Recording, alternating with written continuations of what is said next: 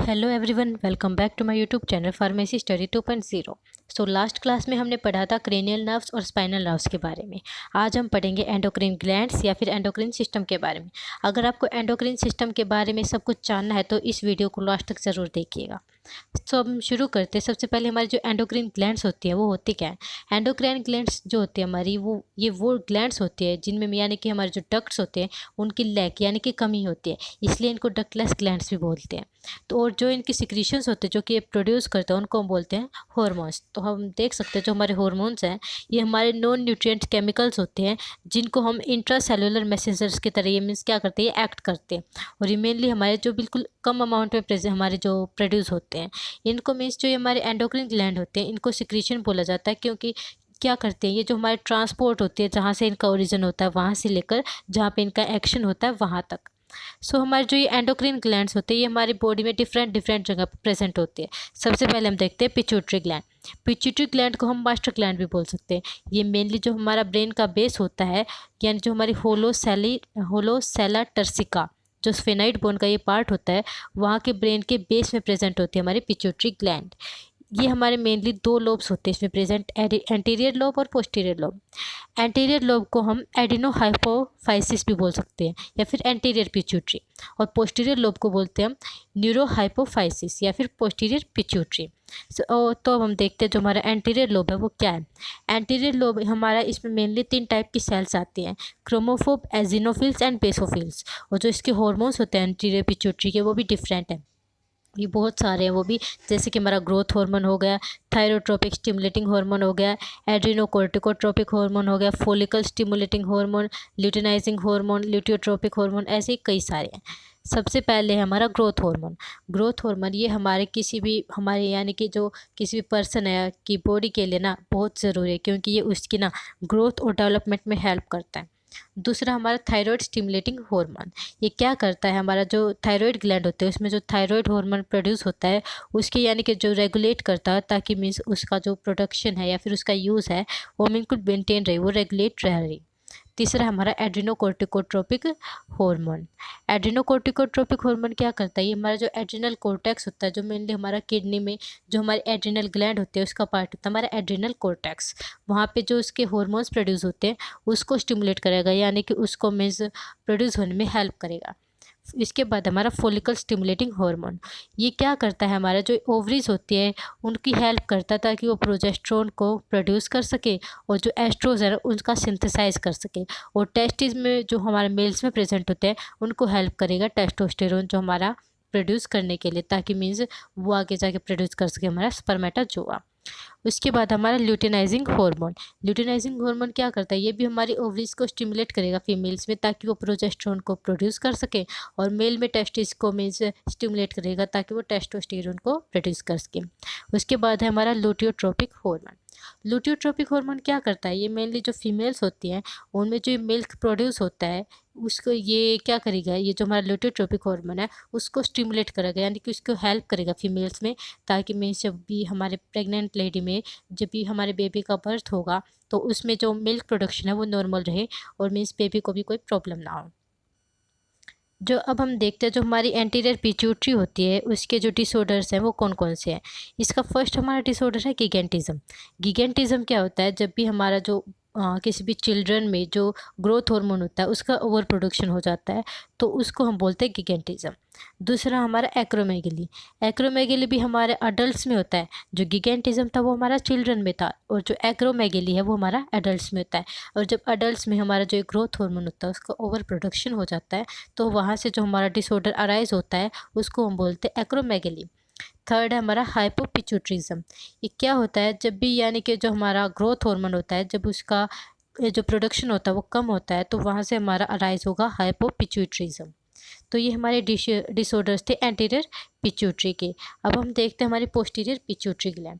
इसमें क्या होता है, ये हमारा जो पिट्यूटरी ग्लैंड का पोस्टीरियर लोब होता है ये मेनली 2 हार्मोन सेक्रेट करता है, वो हमारे ऑक्सीटोसिन और वैसोप्रेसिन। सबसे पहला हमारा ऑक्सीटोसिन, इसके मेनली हमारे 2 फंक्शंस हैं। ये जो हमारा यूट्रस होता है उसमें कंस्ट्रक्शन क्या करेगा, प्रोड्यूस करेगा, ताकि जो हमारा लेबर पेन है उसके ड्यूरिंग में, यानी कि लेबर पेन यानी कि जब भी हमारी जो बेबी होता है उसकी डिलीवरी होती है तो उसको लेबर पेन प्रोड्यूस होगा, यानी कि वो फीमेल्स में। तो क्या करेगा, ये मीन्स हमारा ये जो ऑक्सीटोसिन हार्मोन होता है ये हमारा पर्चुरेशन यानी कि जो बर्थ होता है ना बेबी का, उसके में हेल्प करेगा। और दूसरा क्या होता है, ये जो मीन्स हमारे फीमेल्स में ब्रेस्ट होती है उसमें हेल्प करेगा, जो मिल्क है उसका इजेशन यानी कि मीन्स वो प्रोड्यूस हो सके, उसमें हेल्प करेगा हमारा ऑक्सीटोसिन हार्मोन। फिर है हमारा वैसोप्रेसिन। वैसोप्रेसिन को हम दूसरे हार्मोन भी बोल सकते हैं, वो हमारा एंटी डायरेटिक हार्मोन।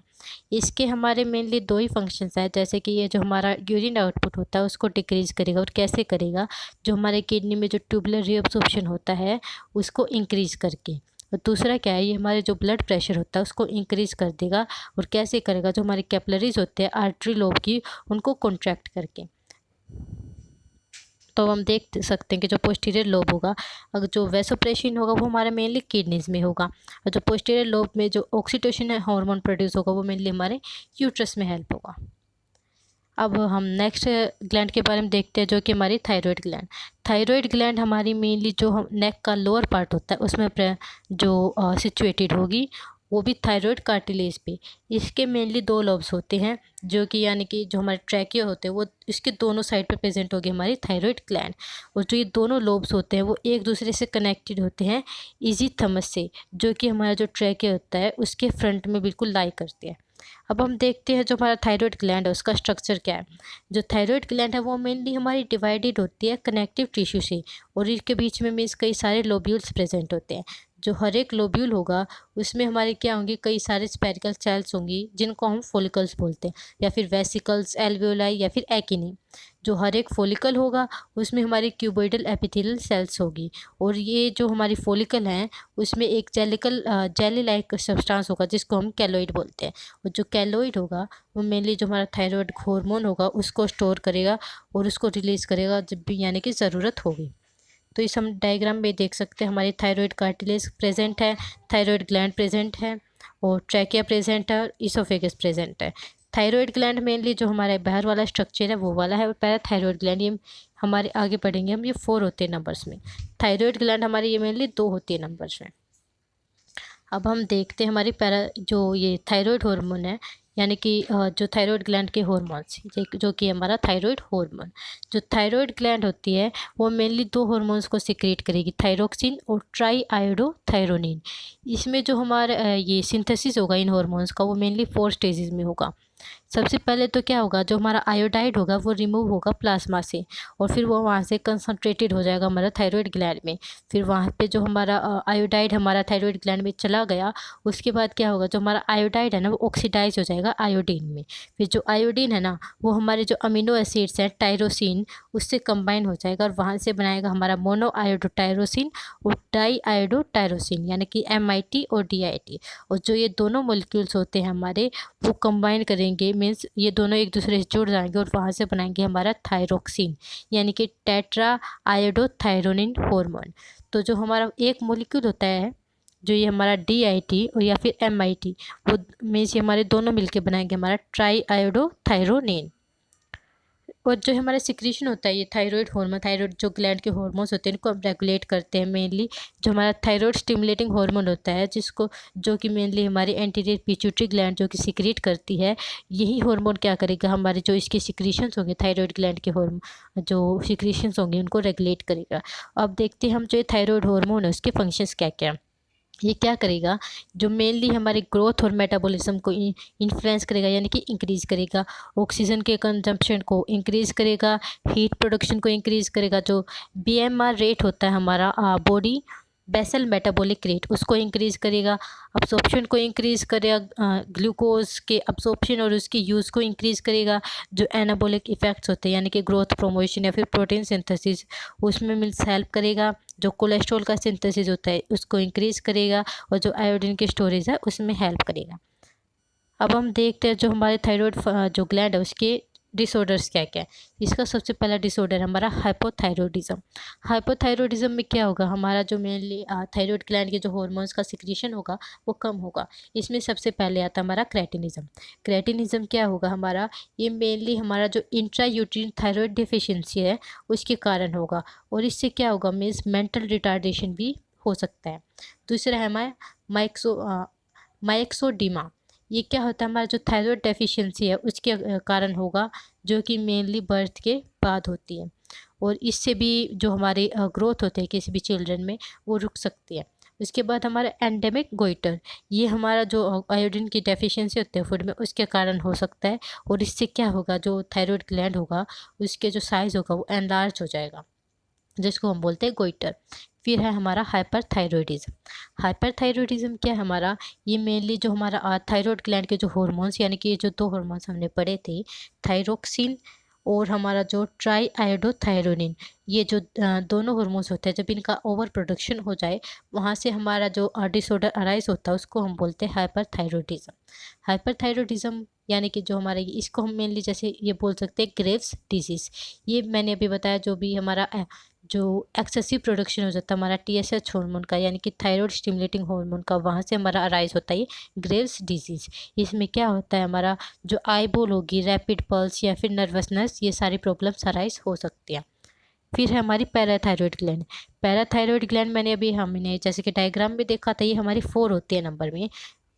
अभी जैसे हमने जब हमने थायराइड ग्लैंड पढ़ी थी तो उसमें हमने ये डायग्राम देखा था, जो ये हमारी पैराथायरॉयड ग्लैंड होती है ये हमारी प्रेजेंट होती है जो थायराइड ग्लैंड होती है उसके अंदर में।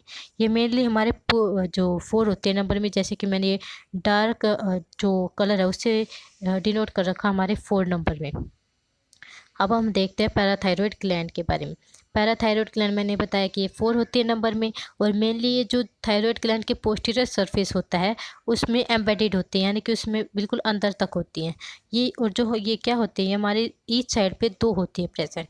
इसका स्ट्रक्चर क्या है, इसमें हमारी एपिथेलियल जो सेल्स होंगी वो इनसे बनी होगी, ये हमारी पैराथायरॉयड ग्लैंड। और इसमें जो सेल्स होंगी वो मेनली हमारी 2 होंगी, चीफ सेल्स और ऑक्सीफिल सेल्स। जो चीफ सेल्स होते हैं वो हमारे सिक्रीट करेंगे पैराथायरॉयड हार्मोन को या फिर पैराथार्मोन को। इसके फंक्शंस क्या क्या है हमारे, ये जो PTH हार्मोन है हमारा, ये मेनली जो कैल्शियम लेवल होते हैं प्लाज्मा को उसको इंक्रीज़ करेगा, और एक्स्ट्रा सेलुलर फ्लूइड को भी। और ये कैसे होगा हमारा, मीन्स इसका मैकेनिज्म क्या है, जो हमारा बोन में कैल्शियम होता है उसका मोबिलाइजेशन कैसे होगा, वो हमारे एक्स्ट्रा सेलुलर फ्लूइड में उसका मीन्स मोबिलाइजेशन, यानी कि वो उसमें चला जाएगा, और वहाँ से जो हमारा कैल्शियम होगा रीनल ट्यूब्यूल्स में उसका रीअब्जॉर्प्शन इंक्रीज़ हो जाएगा, और जो कैल्शियम का अब्जॉर्प्शन है वो भी इंक्रीज़ हो जाएगा हमारा GIT ट्रैक्ट में।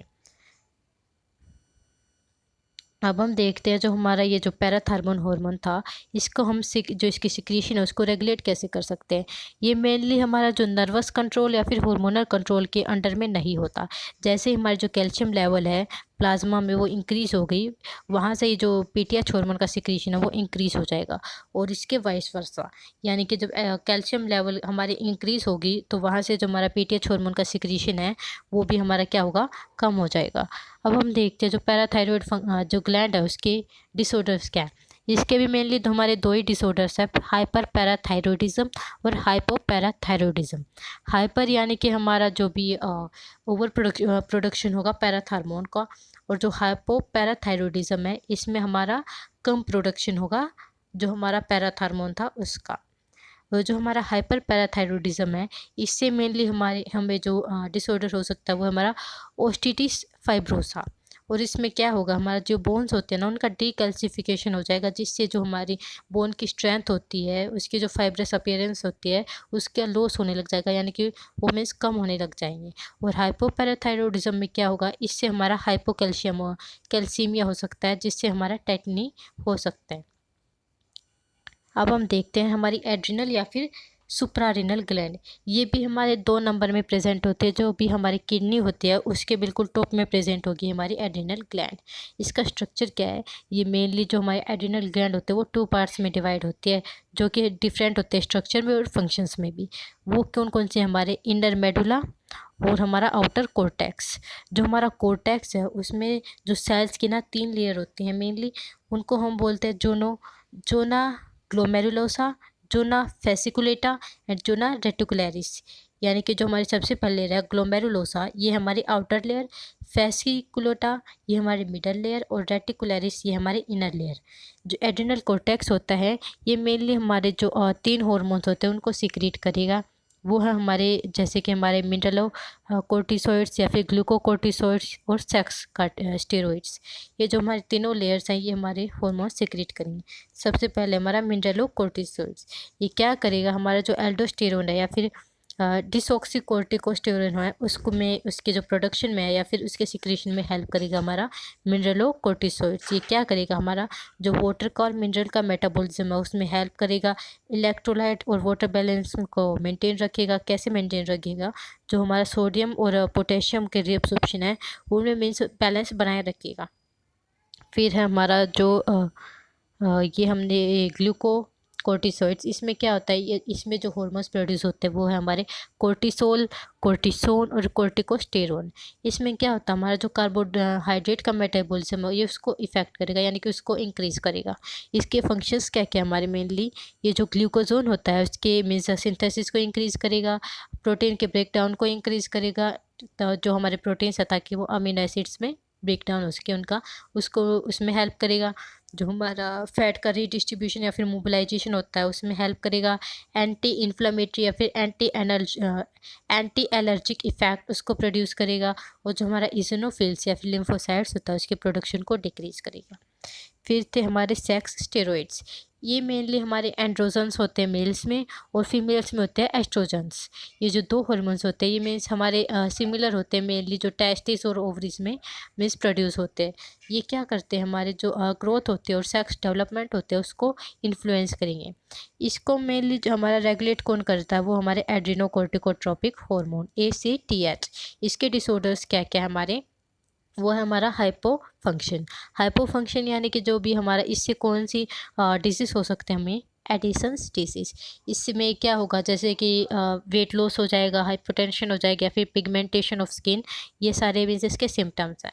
फिर है हमारा हाइपर फंक्शन से हमारी प्रोड्यूस हो सकती है डिजीज़ कसिंग सिंड्रोम। इसमें क्या होगा, फेस पे या फिर नेक पे हमारा फैट का डिपोजिशन हो जाएगा, डायबिटीज़ हो सकती है, हाइपरटेंशन हो सकते हैं। अब हम देखते हैं जो एड्रिनल मेडुला है ये कौन कौन से हार्मोन सीक्रेट करते हैं। ये मेनली एड्रिनलिन और नोर एड्रिनलिन, ये मेनली 2 हार्मोन्स को सीक्रेट करेगी। और इसके मीन्स एक्शंस या फिर उसके जो फंक्शंस है वो क्या क्या हैं, ये ब्लड प्रेशर को राइज कर सकता है, जो हमारा प्यूपिल है उसको डायलेट करेगा, कॉन्ट्रैक्ट जो हमारी निकेटिंग मेम्ब्रेन होते हैं उसको कॉन्ट्रैक्ट करेगा, इंटेस्टाइन को रिलैक्स करेगा। अब हम देखते हैं जो एड्रिनल मेडुला था उसके डिसऑर्डर्स कौन से हैं। ये में सबसे पहला इसका डिसऑर्डर है फियोक्रोमोसाइटोमा। ये मेनली जो एड्रिनल मेडुला होता है उसमें जब भी हमारा ट्यूमर हो जाता है उसको हम बोलते हैं फियोक्रोमोसाइटोमा। और फिर अब हम देखते हैं जो हमारी पैंक्रियास ग्लैंड है उसके बारे में। पैंक्रियास ग्लैंड मेनली जो हमारा एब्डोमिनल ओल्टा जो लंबर वर्टेब्रे होती है उसके पोस्टीरियर एब्डोमिनल वॉल में प्रेजेंट होते हैं। और ये क्या करती है मेनली जो हमारी सी शेप स्ट्रक्चर होता है ड्यूडेनम का और स्प्लीन का उसको एक्सटेंड करती है। और जो हमारा पैंक्रियास है उसमें क्या होता है, एक हेड होता है, एक बॉडी होती है और एक टेल होता है। इसका स्ट्रक्चर क्या है, इसमें मेनली जो हमारे एक्सोक्रीन सेल्स होंगी उसको हम बोलते हैं एकिनाई। और जो ये एकिनाई है वो सिक्रेट करेंगे हमारी पैंक्रियाटिक जूस को, जो कि मीन्स जो इसका फंक्शन होगा वो डाइजेस्टिव होगा फंक्शन में। और हमारे जो एकिनाई है उसके बीच में प्रेजेंट होंगी हमारी एंडोक्रीन सेल्स जिनको हम बोलते हैं आइलेट्स ऑफ लैंगरहैंस। तो हमारे जो आइलेट्स ऑफ लैंगरहैंस क्या हमारी, ये हमारे मेनली प्रेजेंट होंगी जो हमारा पैंक्रियास का टेल पोर्शन है वहाँ। तो ये क्या करेंगी, ये जो आइलेट्स होती हैं वो क्या करेंगी, पैंक्रियास का जो नेट वेट है ना उसको 1% क्या करेंगी, इंक्रीज कर देंगे।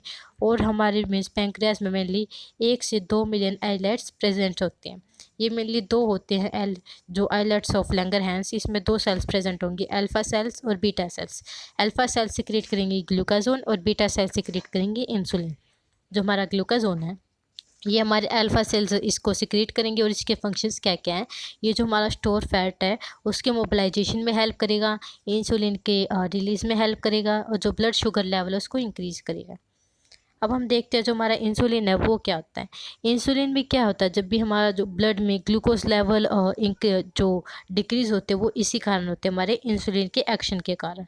और एक जो इसका इफेक्ट होता है वो प्रोड्यूस कैसे होता है, जो हमारा ग्लूकोजोन सिंथेसिस होता है उसको ये इंक्रीज कर देगा इंसुलिन, और वहाँ पे क्या करेगा, जो ब्रेक डाउन होता है ना ग्लूकोजोन का उसको प्रिवेंट कर देगा, ताकि मीन्स उसका ब्रेक डाउन ना हो सके। और उसके बाद क्या होगा, हमारा जो ग्लूकोज है, जो फ्रेश सिंथेसिस है ना ग्लूकोज को, उसको प्रिवेंट करेगा, और फिर वहाँ से जो हमारा ग्लूकोज का अपटेक और यूटिलाइजेशन उसको स्टिमुलेट करेगा।